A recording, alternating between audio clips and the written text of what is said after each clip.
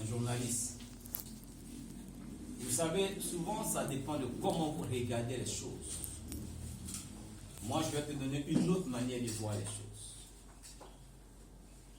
Le président Alassane Ouattara a pris le pouvoir dans les conditions que nous connaissons tous. Pendant 10 années, on n'a pas eu de guerre en Côte d'Ivoire. On n'a pas eu de rébellion. On n'a pas eu de tentative de coup d'État. On n'a pas eu d'affrontement. Tu peux quitter Abidjan, aller à Odiéné. Tu peux quitter Odiéné, aller à Tabou. De Tabou, tu peux aller à Bouna. De Bouna, tu peux aller à Diaké sans aucun problème. Les années avant lui, cela n'était pas possible. Sous le président Alassane Ouattara, aujourd'hui, la Côte d'Ivoire a une croissance économique. Que tu sois d'accord ou pas, c'est une réalité. Troisièmement, sous le président Alassane Ouattara, la Côte d'Ivoire est devenue très fréquentable. Des grands présidents, des grandes autorités des autres nations ont parcouru la Côte d'Ivoire. Il y a eu beaucoup de chantiers qui ont été ouverts et terminés. On a le barrage de Soubré, on a l'autoroute qui est à Yamoussoukro, on a le 3e pont, on a le 4e pont, on a beaucoup de réalisations. Donc sous le président Alassane Ouattara, beaucoup de choses ont été faites. Comme lui-même il a eu à le dire, il a fait ce qu'il a pu faire. Mais il y a aussi beaucoup de choses qui restent à faire. Beaucoup de choses qui n'ont pas pu se faire, telles que la réconciliation nationale, la cohésion sociale, le système qui organise les élections, les prisonniers, le président Laurent Gbagbo en prison, le Blé Goudé, les exilés. Il y a beaucoup de choses. Donc ce que je veux dire simplement, ce que je veux que tu retiennes, c'est que quand Dieu suscite un homme, c'est pour donner un message et poser des pas. Et c'est ce message-là qu'il faut retenir. Ce n'est pas de juger la personne en tant que telle, mais c'est de percevoir le message. Et pour ceux qui analysent bien, on perçoit le message. Le président Laurent Gbagbo a été suscité, il est arrivé, il a donné un message. Et le message a été perçu. Quand vous analysez le message qu'il a donné, le message a été perçu. Et sa détention aujourd'hui à la haie, c'est le même message qui est en train d'être véhiculé.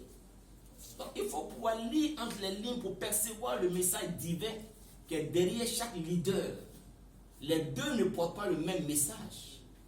Ils ont des messages totalement différents. Et quand nous allons dans le domaine spirituel, nos appartenances politiques, nos sensibilités politiques ne doivent pas avoir de la valeur sur le message. Quand tu retournes dans la Bible, quand Dieu a suscité Moïse, c'est pour un message. Quand il a suscité Élie, c'est un autre message. Quand Ésaïe est arrivé, c'est un autre message. Donc, chaque envoyé de Dieu est porteur d'un message et d'une mission. Donc, ce ne sont pas des messagers, des personnes qu'il faut comparer. Il faut pouvoir savoir, mais Dieu a suscité le président Alassane Ouattara, pourquoi? Et une fois que tu l'as compris, c'est le plus important. Il a suscité Laurent Gbagbo, pourquoi? Une fois que tu as compris, c'est le plus important. Mais dans tout ceci, c'est les fondamentaux spirituels, le respect des fondamentaux spirituels qui font la différence. Je vais terminer par te donner une image très forte que j'ai donnée à une télévision, à LMTV. On était un débat entre certains leaders. Je dis ceci. David, le roi David a dirigé Israël pendant 40 ans. La Bible dit que David, là, il est l'homme selon le cœur de Dieu. Mais David n'a jamais apporté la prospérité, l'abondance en Israël.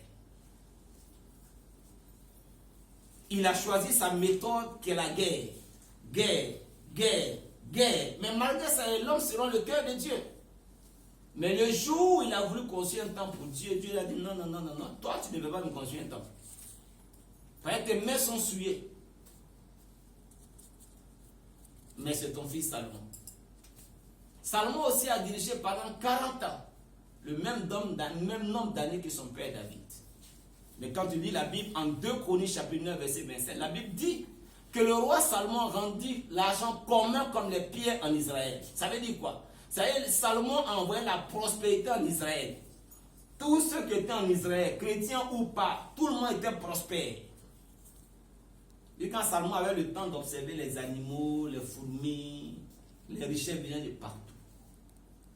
Parce que dans la mission de Salomon, il a choisi la stratégie, la sagesse, l'intelligence. Il a construit la paix autour de lui. Vous comprenez? Mais David était le choix de Dieu. Salomon aussi est le choix de Dieu. Pourquoi les deux règnes sont différents? Comme mes amis l'ont dit. Il dit, je mets au devant de toi la vie et la mort, la bénédiction et la malédiction. C'est toi qui choisis. Dieu ne t'impose pas. C'est pour cela qu'à cette conférence publique, nous donnons les fondamentaux spirituels de la Côte d'Ivoire qui se trouvent dans l'hymne national. L'unité, la paix, pays de l'hospitalité. Donc voici des fondamentaux. Si nous suivons ne serait-ce que ces fondamentaux qui sont simplement dans notre hymne national, dans notre emblème, vous allez voir que la gestion de la Côte d'Ivoire va être une gestion collective et participative. La gestion de la Côte d'Ivoire va être une gestion en paix. Que ce soit chrétien, musulman, bouddhiste, réunien, tout le monde va être associé.